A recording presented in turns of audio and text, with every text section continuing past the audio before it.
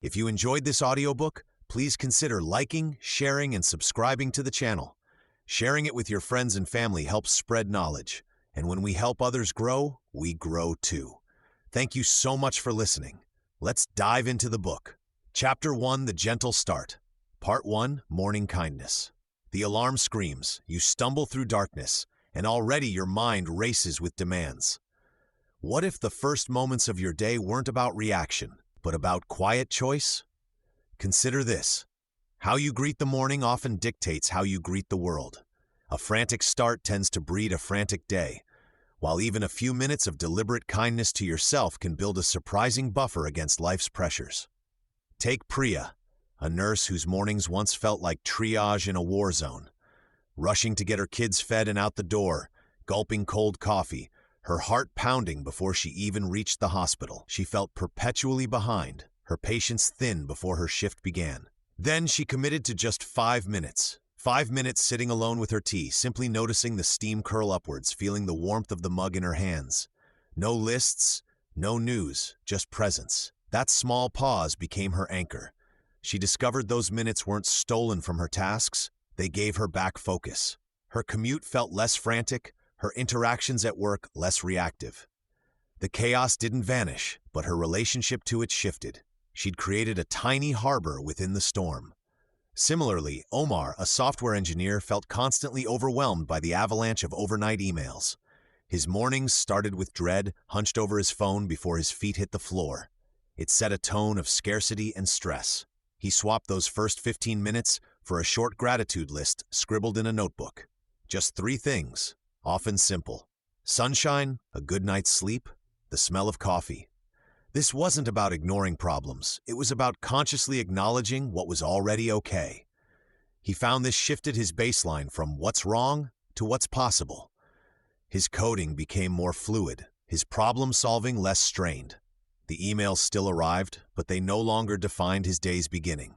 These aren't grand gestures, they're micro acts of self-regard. Feeling your breath fill your lungs for 3 slow cycles before you rise. Savoring the first sip of water, writing 1 sentence of appreciation in a journal. Sitting quietly and watching the light change outside your window. It's about claiming a fragment of time as yours without agenda, solely for the purpose of being gently present with yourself. James Clear would call this habit stacking, attaching a tiny new kindness to an existing routine, like waking up or boiling the kettle. Brené Brown would see it as practicing worthiness, a declaration that you deserve this moment of calm. Science tells us such practices subtly lower stress hormones and prime the brain for better focus and emotional regulation. The real magic? This morning kindness ripples outward. Starting from a place of inner steadiness makes you less likely to snap at the barista, more resilient when the train is late, better equipped to handle the unexpected meeting. It's like depositing coins in your emotional bank account before the day's withdrawals begin. Your ritual doesn't need to be elaborate or long. Could you start tomorrow? Try just 120 seconds.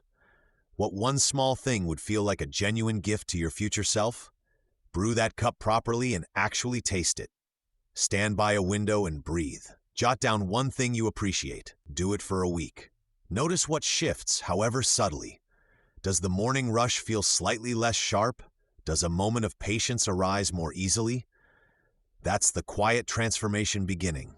It's not about adding more to your plate, it's about changing the flavor of what's already there. Part 2. Small wins, big smiles. Consider this. We often move through our days like collectors gathering worries, while letting tiny triumphs slip through our fingers unnoticed. That email you answered promptly, the stairs you climbed instead of taking the elevator, the 5 minutes you spent just watching birds outside. These aren't trivial details. They're the quiet foundation stones of lasting change.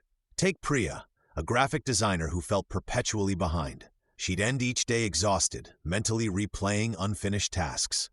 Then she tried something radical. She began writing down completed actions, however small.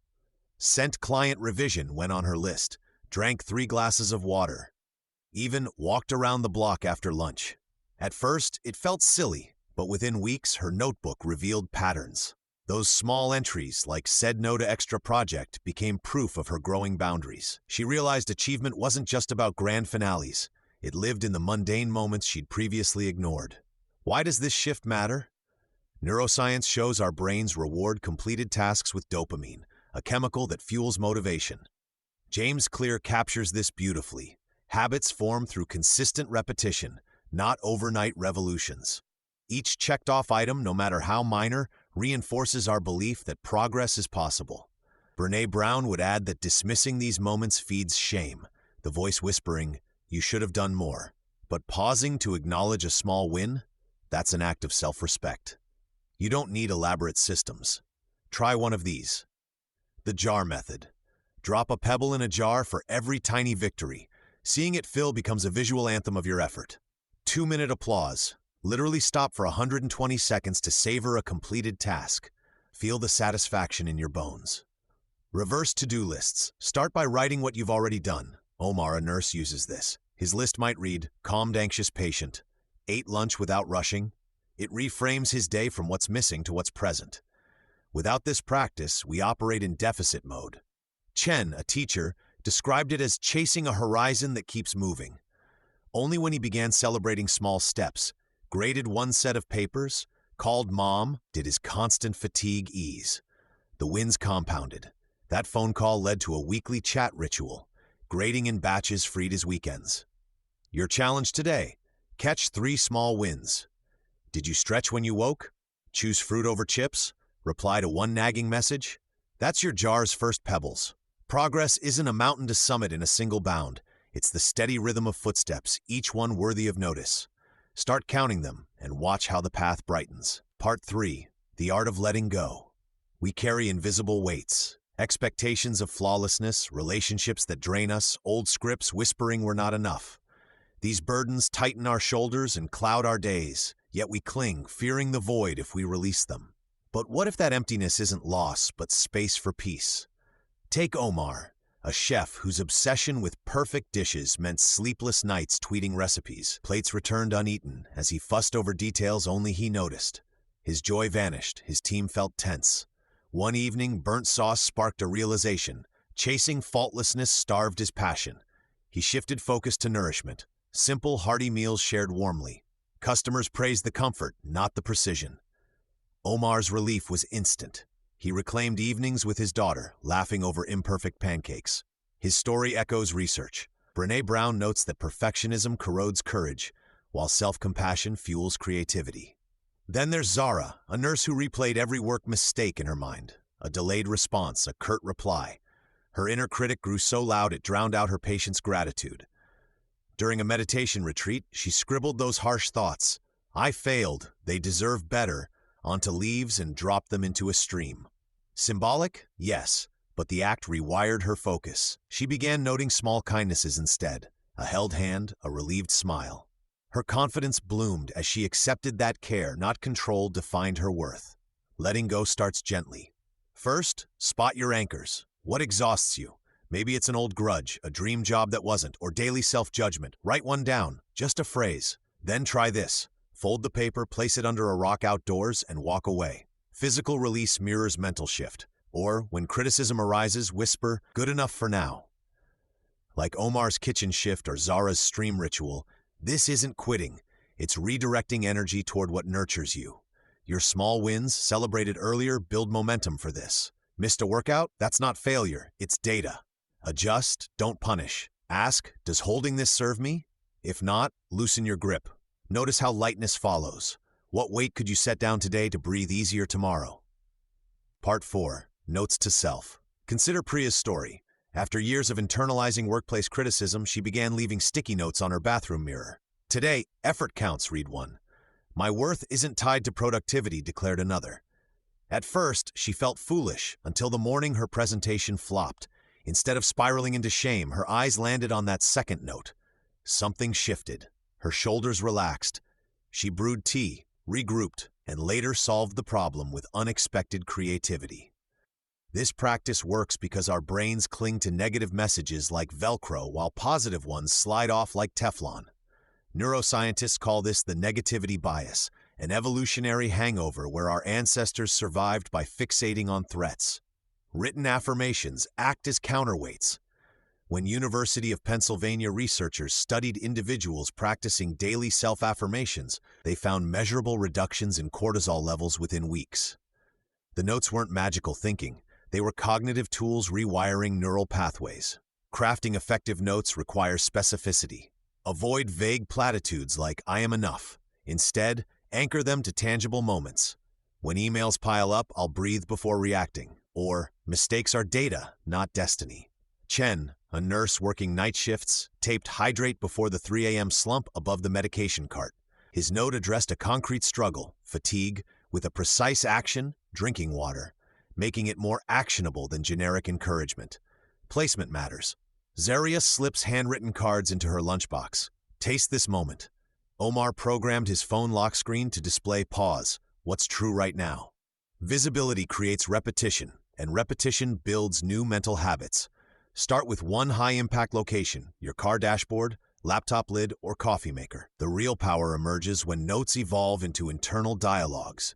When Priya caught herself thinking, "I disappointed everyone," she mentally added, "and I'll adapt like I did last month." This gentle amendment, what therapists call thought stopping and replacement, creates psychological breathing room. You're not erasing negativity, you're widening the lens to include compassion. Tonight, try this. Write one sentence you'd whisper to a friend facing your current challenge. Fold it into your wallet. Tomorrow, when stress hits, let that scrap of paper interrupt the old story. Watch how 3 words, "This will pass," can become a raft in turbulent waters. Chapter 2. Building Everyday Habits, Part 1. Tiny Steps, Lasting Change.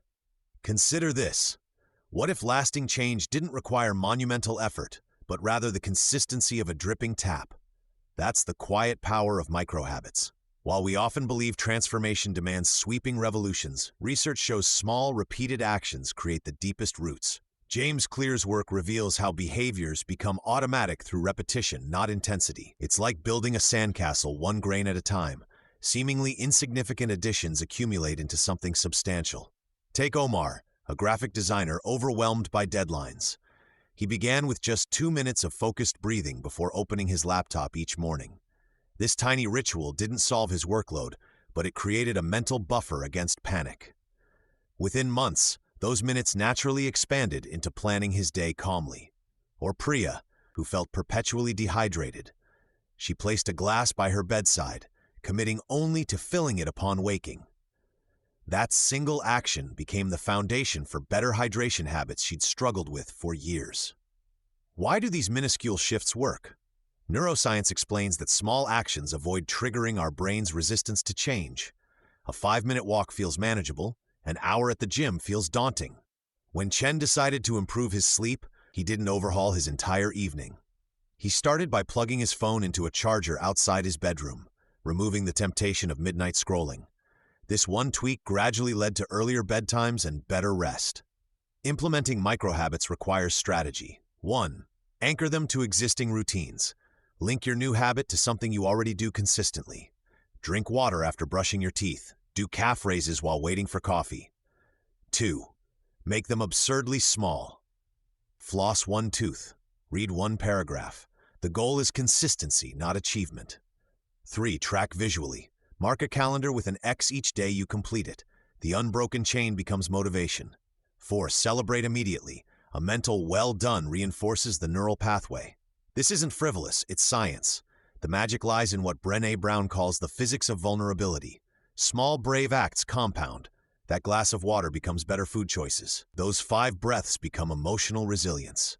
You're not climbing a mountain, you're laying stepping stones across a river. What microscopic action could you start today?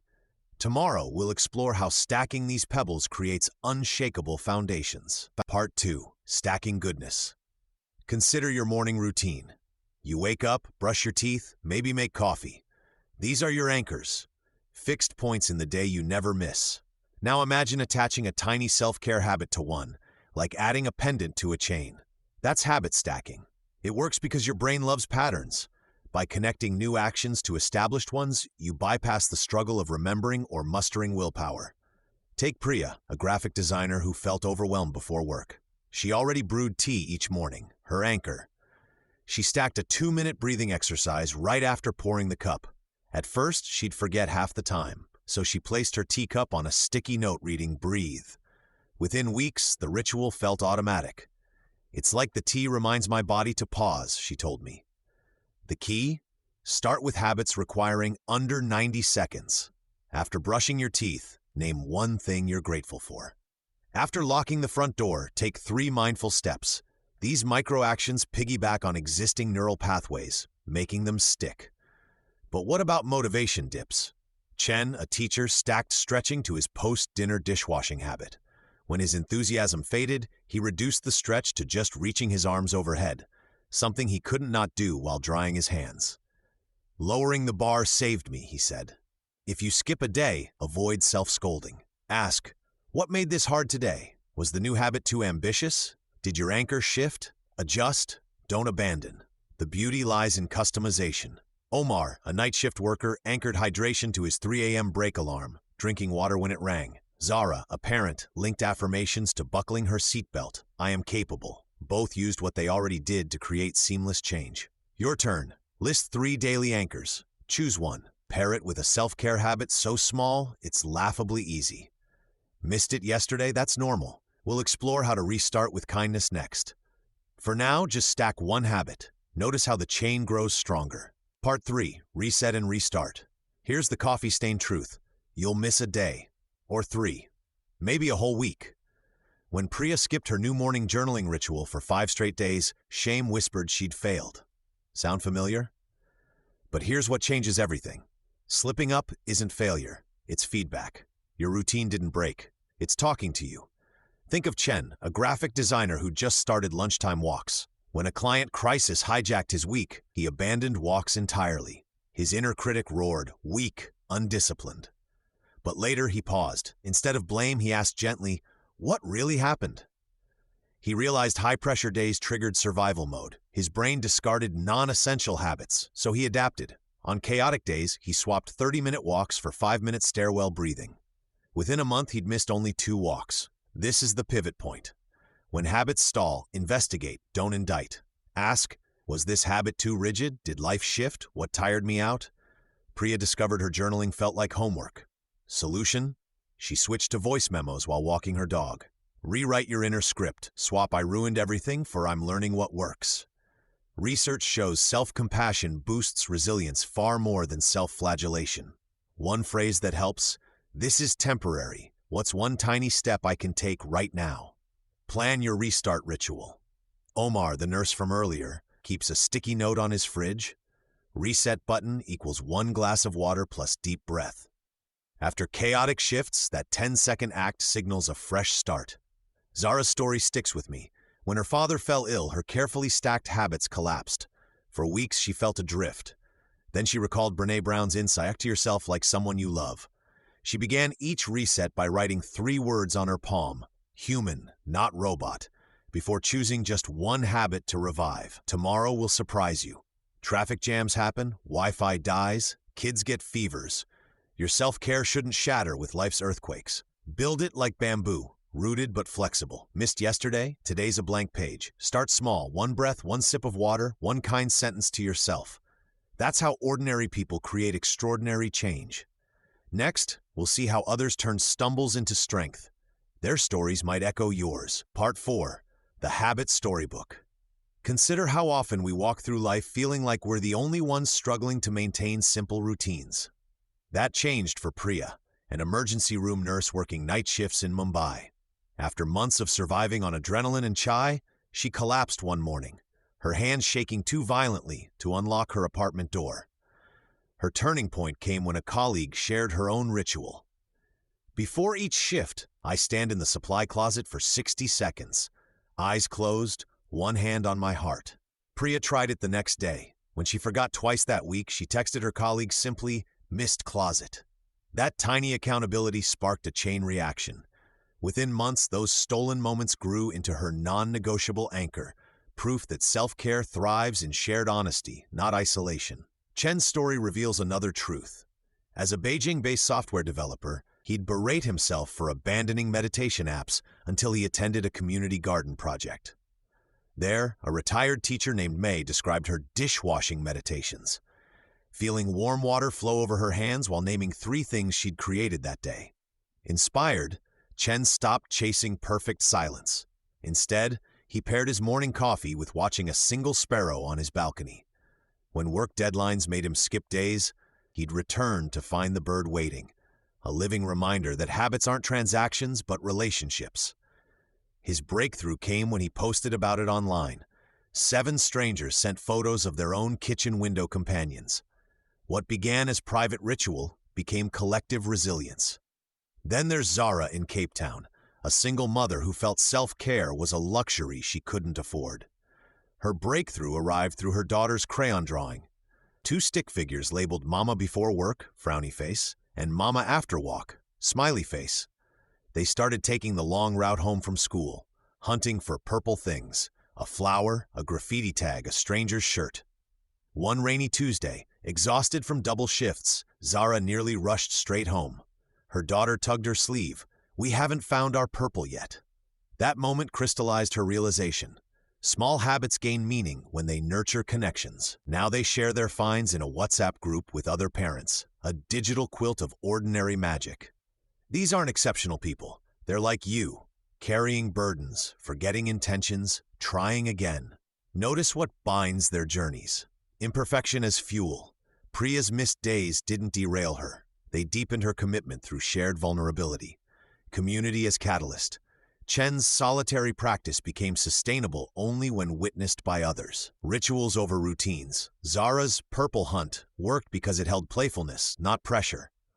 What if your most powerful tool isn't discipline, but the courage to say, "This is hard for me too"? When Priya's colleague confessed her closet habit, she offered a handhold, not a blueprint.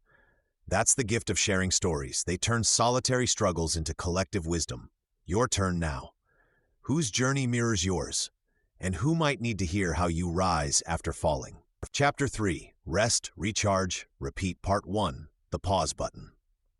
Here's the section on integrating pauses into daily life. Priya's phone buzzed every 15 minutes. Meetings, school pickup reminders, deadlines. One Tuesday, her chest tightened mid-email. She stepped outside, sat on her porch step, and watched a sparrow hop along the fence for 90 seconds. That tiny break became her daily ritual. Within weeks, her evening headaches faded, and she started solving work problems during those quiet moments. Her secret? Treating pauses like oxygen masks on planes, non-negotiable lifelines we forget we're entitled to until we gasp for air. Research reveals why Priya's micro-breaks worked. Neuroscientists found even 60-second pauses lower cortisol levels by 15% and boost creative insight. Think of your brain as a muscle. Constant strain causes fatigue cracks, while brief rests let it repair and strengthen. Omar, an ER nurse, uses breath anchors between patients. 3 inhales counting to 4, 3 exhales to 6. This isn't meditation. It's hitting reset before the next wave hits. His focus sharpened, and he stopped misplacing his keys after shifts. Where do these pauses fit? Identify transition points in your day. After sending an email, before starting the car, while waiting for coffee to brew. Habits stack them onto existing routines. Post-toothbrushing, stand at your window for 1 minute observing the sky. Post-lunch, walk around the block instead of scrolling. Chen, a software developer, sets a silent alarm for 11 a.m. daily. He closes his eyes, names 3 sounds around him, and sips water. "It's like defragging my hard drive," he says. His afternoon productivity jumped 40%. Contrast this with Zara, who powered through tasks for years. Her no-breaks philosophy led to burnout, insomnia, and snapping at colleagues. Only when her doctor said, "Your body isn't a machine you can override," did she try 90-second pauses. She now uses elevator weights for shoulder rolls and mindful breathing. Her team noticed she listens better during conflicts. Try this today. After reading this paragraph, pause. Feel your feet on the floor. Breathe normally for 30 seconds. Notice any tension? That's your body whispering its needs. These moments aren't indulgent. They're maintenance work for your humanity. What transition point could become your pause trigger tomorrow? Building this habit requires reframing rest as practical, not poetic. Start small, 2 intentional pauses daily. Consistency matters more than duration. Within days, you'll notice subtle shifts. Less reactive decisions, more mental space. Soon, like Priya's sparrow watching, these pauses become sanctuaries you instinctively seek. Part 2. Sleep's Secret Gift. That moment when Priya noticed her sparrow, a tiny pause that became her sanctuary, multiply that by 1,000 folds, and you approach the restorative power of sleep. We treat it as downtime when it's actually the overnight renovation crew for our entire being. Consider Omar, an architect who survived on 5 hours nightly. He believed his coffee-fueled hustle proved dedication. Then came the forgotten deadlines, the unexplained weight gain, the constant irritability that cost him his best client. His doctor didn't prescribe medication, she prescribed sleep. Sleep isn't passive. It's when your brain files memories like a meticulous librarian. Your cells repair damage. Hormones regulating hunger and stress reset. Miss these nightly tune-ups and your body runs like an engine with dirty oil. Studies show consistent sleep under 6 hours doubles diabetes risk and impairs focus like a 0.05% blood alcohol level. Omar discovered this painfully. His productive late nights eroded his actual capacity. So how did he change? Start simple. Consistency. Going to bed and waking within the same 60-minute window daily, even weekends, trains your internal clock. Next, light control. Zara, a nurse working night shifts, used blackout curtains and warm-toned lamps 2 hours before sleep. Why? Bright light, especially blue glare from screens, tricks your brain into thinking it's noon. Her phone now charges outside the bedroom. What about racing thoughts? Try the mental download. Keep paper by your bed. When worries surface, jot them down. This transfers the burden from your mind to paper. For physical restlessness, progressive muscle relaxation works wonders. Tense your toes for 5 seconds, release, then move up your body. Common obstacles? Shift workers like Zara use strategic naps 20 minutes max before 3 p.m. Parents of newborns survive by syncing naps with their baby's deepest sleep cycles. The secret isn't perfection, but intention. After 6 weeks of prioritizing sleep, Omar's creativity returned. He designed his award-winning community center during morning hours, his new peak clarity period. This nightly reset doesn't just prevent collapse, it builds resilience. You'll notice subtler cues when your shoulders tense during a call or patience phrase before lunch. Like Priya's pauses, sleep becomes your foundation for noticing. Tomorrow's mindfulness practices, they'll root deeper in well-rested soil. Your move tonight: dim the lights an hour early. Notice how dusk signals your body. That's biology whispering. Prepare. Heed it. Part 3. Mindful moments. Ever feel like your mind races while your body moves through the day on autopilot? Zara did. After weeks of sleep improvements, she still faced chaotic mornings, scrambling for keys, gulping coffee, her thoughts already in the afternoon meeting. One Tuesday, she paused mid-rush. Instead of multitasking breakfast, she sat with her toast. She noticed its warmth, the crunch, the sweetness of jam. For 2 minutes, she just ate. That small shift became her anchor. Anxiety's edge softened, her shoulders dropped. She carried that calm into her commute. Mindfulness isn't about meditation cushions or hours of stillness. It's tuning into what's here now, like adjusting a radio dial from static to clear music. When you eat, taste each bite. Walk, feel your feet meet the ground. Listen, hear layers in a voice or bird song. These moments build awareness muscle. Chen, a nurse, started during his short walks between patients. He'd noticed 3 things: air temperature, his breath rhythm, distant traffic hum. This habit transformed his high-stress job. Instead of snapping at interruptions, he'd respond calmly. It's like hitting reset, he told me. 10 seconds of noticing keeps me human. Science backs this up. Studies show brief mindfulness cuts stress hormones and sharpens focus. One hospital trial found staff who practiced mindful listening reported fewer conflicts with colleagues. Why? Presence stops reactive patterns.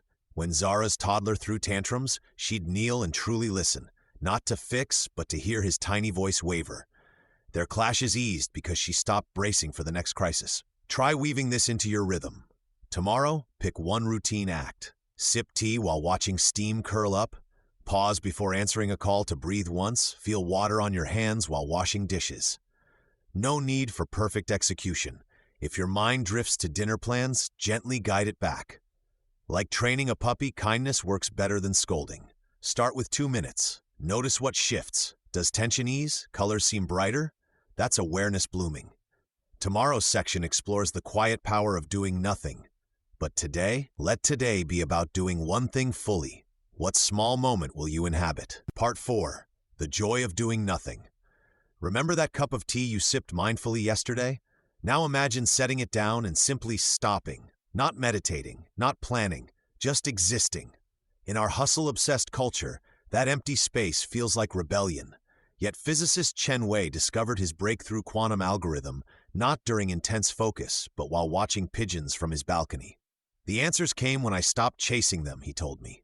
His story isn't unique. Stanford researchers found neural networks consolidate learning during downtime, much like muscles repair after exercise. Consider Zara, a pediatric nurse in Lagos. After years of non-stop shifts, she began scheduling 10 daily minutes of literal nothingness, sitting on her porch without phone, book, or agenda. Within weeks, her migraines decreased. It's not laziness, she explained, it's maintenance. Ancient agricultural wisdom applies here. Fields left fallow yield richer harvests. Your mind works similarly. Those blank moments allow subconscious connections like forgotten memories resurfacing as creative solutions, emotional tensions dissolving without direct intervention, renewed patience emerging organically. Start smaller than you think. Tomorrow. After lunch, stare at a wall for 90 seconds. 2. During your commute, turn off audio and watch raindrops on Windows 3. Before bed, lie flat and count ceiling cracks. No achieving allowed. If guilt whispers, you should be productive, thank it politely and keep sitting. Omar, a Tokyo salaryman, found his first attempts agonizing until he reframed it. This isn't wasted time, it's system rebooting. Notice what happens. Do colors sharpen? Does that nagging problem untangle itself? That's your psyche stretching after confinement. Tomorrow we'll explore sleep's role. But today, claim your right to exist without purpose. What might bloom in your mental fallow ground? Chapter 4. Heart Work. Part 1. Mirror Messages. Here's how we change our inner conversations, starting with the mirror. What if the words you whisper to yourself each morning set the tone for your entire day? Consider Omar, a graphic designer who avoided mirrors for years. I'd see every flaw first, he told me. My reflection became proof I wasn't good enough. His morning routine was a barrage of criticism about his work, his appearance, even his potential. This internal soundtrack drained his confidence until simple tasks felt overwhelming. Science reveals why this matters. Our brains treat self-directed words like commands. Harsh criticism triggers stress responses, while kind statements activate neural pathways linked to calm and resilience. Think of it as mental nutrition. Feeding yourself bitterness starves joy. Changing this pattern requires deliberate practice, much like building physical strength. Start small. When Priya began mirror work, she replaced "I look tired" with "I'm here, showing up." Over weeks, this rewired her automatic thoughts. Try this today. Stand before your mirror. Notice your first thought without judgment. Then say one truthful, kind statement aloud, even if it feels awkward. "My eyes hold warmth," or "I'm learning." Keep it specific and present tense. Zara, a teacher, wrote affirmations on sticky notes around her mirror. "Seeing you handled that tough meeting well reminded me of actual wins," she shared. Within months, her inner critic softened into a supportive coach. The shift transforms more than moods. Omar started noticing solutions instead of problems at work. Priya found courage to pursue a promotion. Their self-care moved beyond surface routines because kindness became instinctive. As Brené Brown observes, we can't hate ourselves into growth. True care begins when we speak to ourselves like someone we love. What might change if your reflection became a place of encouragement? Tomorrow, meet your own eyes and offer one genuine compliment. Notice what grows from there. Part 2. Weathering Storms. When life feels like a relentless downpour, the self-kindness we practiced at the mirror becomes our sturdiest umbrella. Consider Chen, a nurse whose shifts stretched into 16-hour marathons during the pandemic's peak. One Thursday, after losing a patient he'd comforted through video calls with family, he nearly quit medicine.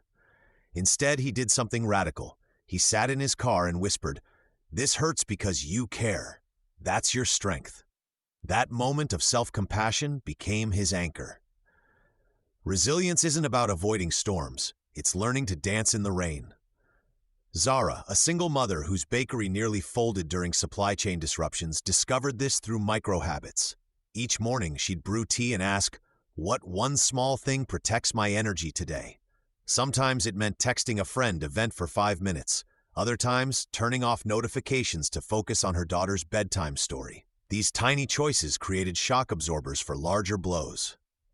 Practical resilience starts with recognizing your stress signals early. When your jaw clenches during traffic or sleep becomes elusive, treat these as warning lights on your dashboard. Try the 4-2-6 breath. Inhale for 4 counts, hold for 2, exhale for 6.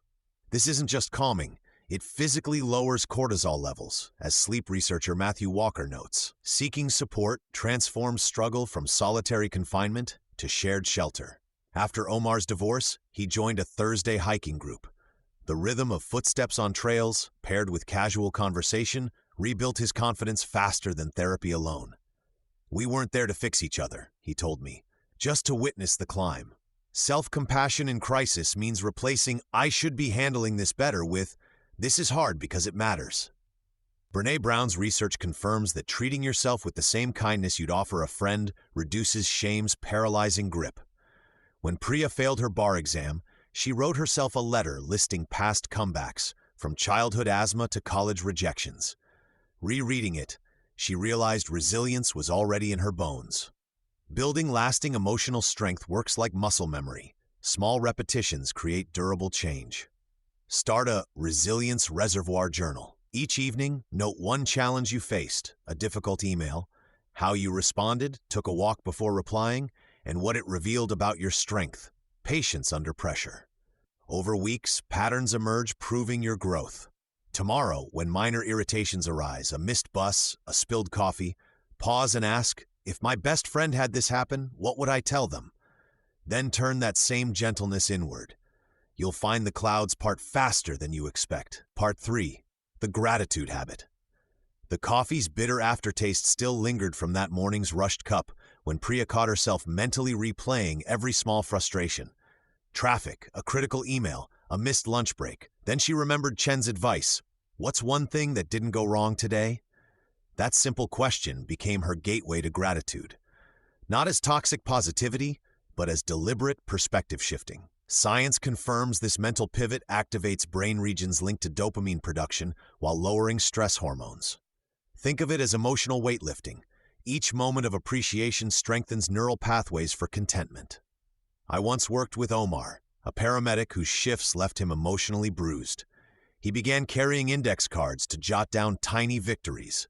A child's recovered smile, a colleague's timely assistance, sunlight through ambulance windows. Within weeks, these documented moments helped him extract meaning from chaos. His experience mirrors research showing consistent gratitude practice rewires our attention toward abundance. People who maintain gratitude journals report 25% fewer health complaints and demonstrate greater resilience during hardships, not because problems vanish, but because they develop what psychologists call benefit-finding skills. Yet forcing thankfulness backfires. When Zara's gratitude journal started feeling like homework, she switched to voice memos while walking her dog. Some days she simply whispered, "clean water," while washing hands or paused to admire cloud formations.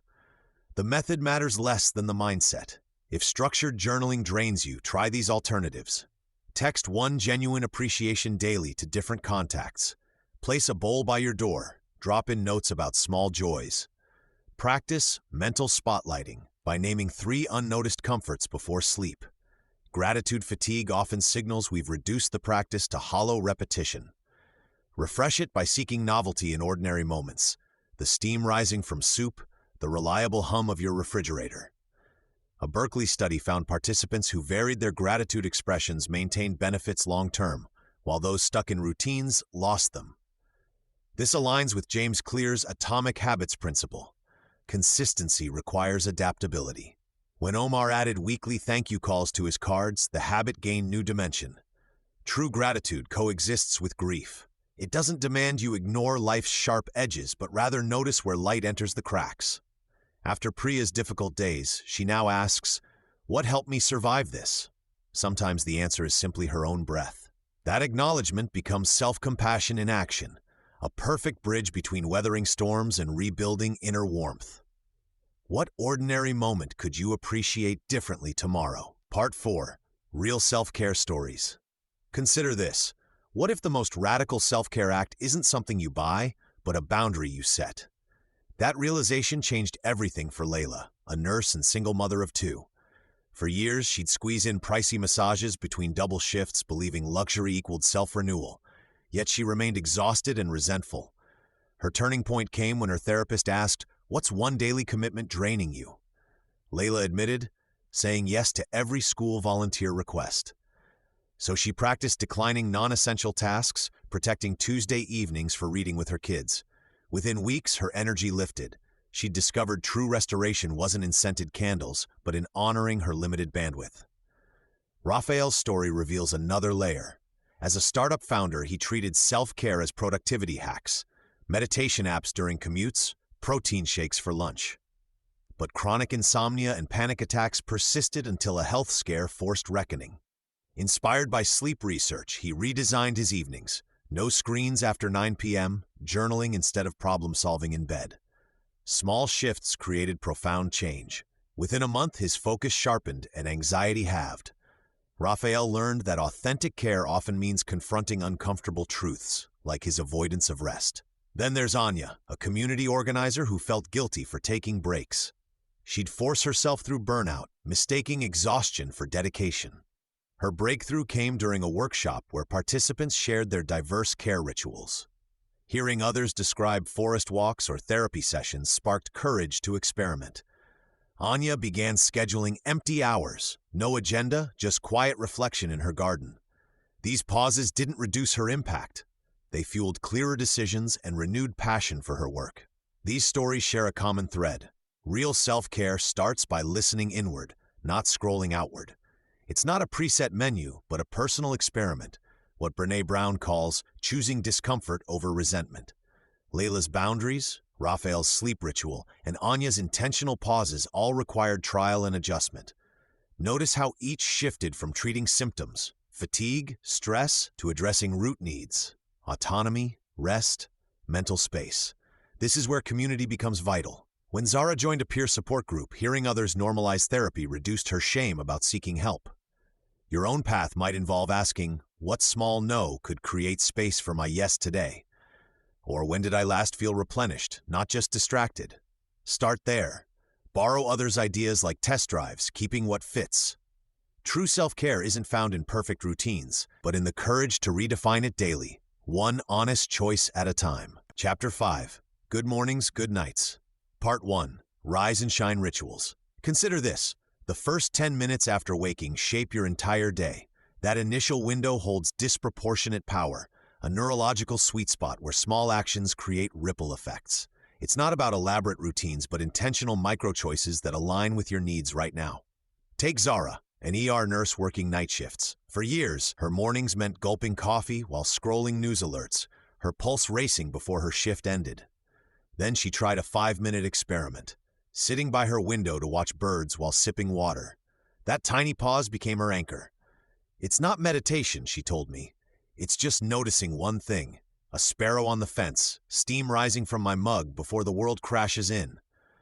Her cortisol levels dropped. She started sleeping better. Morning rituals thrive on simplicity, not rigidity. Chen, a graphic designer and single dad, thought yoga at dawn was the right way until his toddler's sleep regression made it impossible. He shifted to stretching while making oatmeal, turning kitchen counters into makeshift ballet bars. I'd lift my daughter onto my hip and sway to Nina Simone, he said. It counted. His adaptation reveals a truth. Effective rituals meet you where you are. A student might blast hip-hop during a shower. A retiree might savor tea while journaling. What makes these moments transformative? They interrupt autopilot.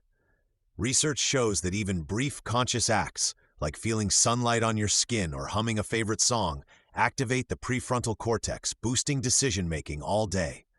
James Clear's Atomic Habits principle applies perfectly. Stack rituals onto existing behaviors. Brush your teeth? Add 30 seconds of calf raises. Waiting for coffee to brew? Breathe in for 4 counts, out for 6. Seasons change, and so should your routine. In winter, Omar traded dawn runs for a lamp that mimics sunrise, drinking lemon water while planning his day. Summer brought barefoot walks in dew-soaked grass. "My ritual is a compass, not a cage," he explained. Brené Brown's work on perfectionism echoes here. Self-care crumbles when we treat it as a performance. Start absurdly small. Ask, what's one thing that brings me calm or energy? Maybe it's opening a window first thing, or eating breakfast without your phone. Track it for 3 days, not to achieve perfection, but to notice patterns. Like Zara discovered, sometimes the most radical act is letting stillness be enough. Tomorrow's promise begins here. Not with grand gestures, but with the quiet certainty that you've already gifted yourself presence. Part 2. The Evening Exhale. Your evening ritual is the unsung hero of your well-being. It doesn't need grandeur, just intention. Like a gardener preparing soil for tomorrow's seeds, how you close the day determines what can grow tomorrow. Consider Chen, an architect who spent years collapsing into bed with blueprints and buzzing notifications. Mornings felt like swimming through mud. His turning point? Shifting just 30 minutes. Now, he brews chrysanthemum tea while classical music plays softly, a sensory signal that work has ended. Within weeks, his sleep deepened, and dawn felt less like an ambush. Chaotic evenings often stem from unresolved tension. Take Omar, a teacher whose mind replayed classroom conflicts nightly. His breakthrough came through pen-to-paper therapy, jotting 3 fleeting thoughts in a notebook by his lamp. This simple act, inspired by neuroscience insights on cognitive closure, created mental space. No elaborate journaling, just transferring worries from mind to page. As Poppy Jamie suggests in her work on mental flexibility, it's about creating mental airbags for bumpy thoughts. Screen glare is the modern thief of rest. Studies confirm what Zara discovered. Devices emitting blue light suppress melatonin for hours. Her solution? A decorative box by the door where phones sleep at 9 p.m. Instead, she stretches with 10 minutes of YouTube yoga, no screens, audio only, or reads physical books under warm-toned lighting. If you must use devices, try grayscale mode. It reduces visual stimulation. Environment shapes behavior. Dimming lights triggers biological dusk signals. A cool bedroom temperature, as sleep science confirms, aids deep sleep. Try habit stacking. After brushing your teeth, light a candle or apply lavender balm. These tiny cues build powerful associations, much like James Clear's atomic habits principle, small actions compounding into transformation. What about nights when anxiety claws in? Borrow from Shauna Shapiro's mindfulness techniques. Place a hand on your heart and breathe slowly while naming 3 physical sensations: cool sheets, tired feet, soft pillow. This grounds racing thoughts in the present.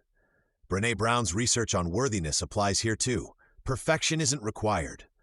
Some nights, your ritual might be simply washing your face while whispering, "Enough for today." Your exhale needn't mirror anyone else's. Priya finds peace in sketching garden plans. Another person might hum lullabies. The core is transition, a buffer zone between doing and being. Tonight ask, what one action could signal my nervous system to rest? That choice ripples into tomorrow's dawn. Part 3. Digital Sunsets. Remember Priya sketching her garden plans each evening? That quiet ritual works partly because her phone stays charging in the kitchen. Like many of us, Priya discovered that the glow of her screen wasn't just lighting up her face, it was subtly undermining her rest. The science is increasingly clear. That blue light emitted by phones, tablets, and laptops tricks our brains into thinking it's still daytime, suppressing the vital melatonin surge that signals sleep readiness. Matthew Walker's work in Why We Sleep underscores this. Exposure to screens in the hour before bed can delay sleep onset by significant minutes, adding up to lost hours of rest over time. But it's not just about biology.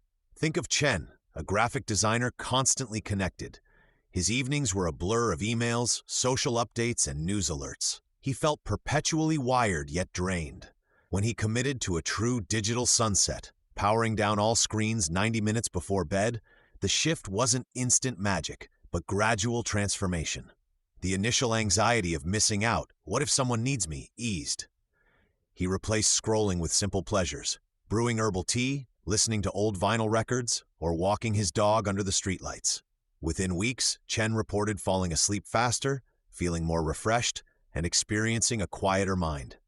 It wasn't about rejecting technology, he shared, but reclaiming the space around it for myself. The cost of constant connection is often paid in fragmented attention and low-grade stress. Poppy Jamie in Happy Not Perfect calls this the compare and despair cycle we can slip into late at night. Seeing curated highlight reels can trigger feelings of inadequacy just when we need calm. Julie Burton, in The Self-Care Solution, frames setting tech boundaries as a fundamental act of self-respect, akin to saying no to protect your energy. Creating your own digital sunset doesn't demand perfection or drastic measures. It's about experimenting. Start small. Try 30 minutes tonight. Charge your phone outside the bedroom. Use an old-fashioned alarm clock. What fills that space? Omar found solace in physical puzzle books. Zara started writing brief, appreciative notes to family members. Others listen to podcasts on a simple player, not a phone screen, or simply sit quietly, observing the day's end. Notice the difference in your body and mind. Do thoughts feel less scattered? Does sleep come more easily? Brené Brown's reminder about worthiness applies here too. Your sunset ritual might be simply reading a physical book or gazing out the window. It's the intentional disconnection that matters. What might change if you reclaimed just 30 minutes of twilight from the digital world? That reclaimed space isn't empty. It's fertile ground for rest, reflection, and a deeper connection to your own quiet presence before sleep takes hold.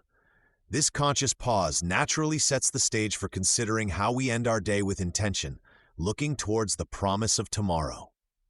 Part 4. Tomorrow's Promise. That quiet space you've created after unplugging? It's fertile ground. Imagine ending your day not with scrolling-induced anxiety, but with a quiet conversation with yourself. A few minutes that reshape how you wake up tomorrow. Omar, a nurse working grueling shifts, found his nights haunted by patient worries and what-ifs. Exhausted, he started spending just 5 minutes before bed writing 2 simple lists. What stood out today? Not necessarily good, just noticeable, and 1 thing for tomorrow. He discovered the act itself, not the content, was the shift. It wasn't about solving problems. It was about acknowledging the day and then consciously setting it down. This nightly pause is less about rigid planning and more about gentle orientation. Think of it like tidying your mental workspace before leaving the office. Start with reflection. What actually happened today? Not the story you're telling yourself about it, but the observable events. Did you finish a task? Have a difficult conversation? Notice the sky? Brené Brown's work reminds us that acknowledging reality, even the messy bits, is foundational. Then, practice letting go. Visualize placing worries or unfinished tasks into a drawer labeled tomorrow. This isn't denial. It's permission to rest. As Matthew Walker's sleep research shows, a racing mind directly inhibits restorative sleep. Letting go signals safety to your nervous system. Next, set an intention, a tiny, hopeful seed for tomorrow. Vex King emphasizes focusing on how you want to feel, not just what you want to do. Instead of "I must finish that report," try "intend to approach my work with calm focus." Priya, an artist, found this shifted her mornings from dread to curiosity. She frames hers as, "Tomorrow, I welcome," followed by a word like clarity or patience. Keep it small and positive. Crucially, weave in self-forgiveness.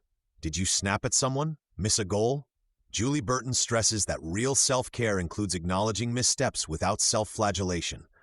A simple phrase like "I did my best with what I had today" creates closure. Flexibility is key.